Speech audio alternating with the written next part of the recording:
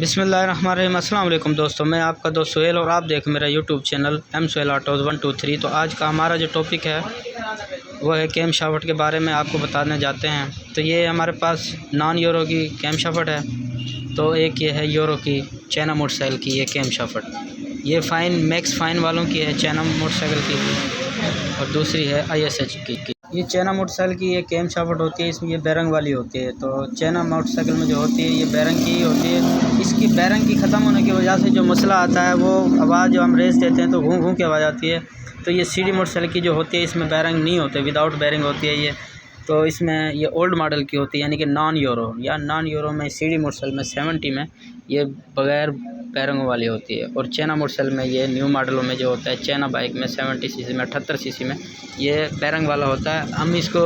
جب یہ بیرنگ خراب ہوتے ہیں تو ہم جب گاڑی کی ریس دیتے ہیں تو ہیڈ کے اندر سے آواز آتی ہے، ریس دینے سے گھوں گھوں کی آواز آتی ہے،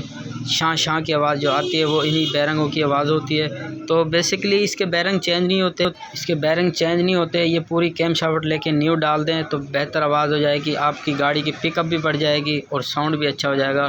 اور پیٹرول کی ایوریج جو ہے وہ بھی بہترین ہو جائے گی۔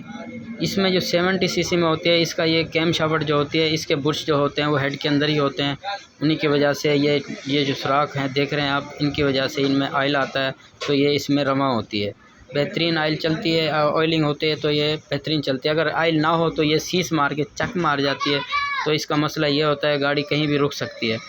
تو میری ویڈیو پر میرے چینل پر نئے ہیں دوستو تو میرے چینل کو سبسکرائب کر لیجیے اور بیل آئیکن کو دبانا مت بھولیے گا،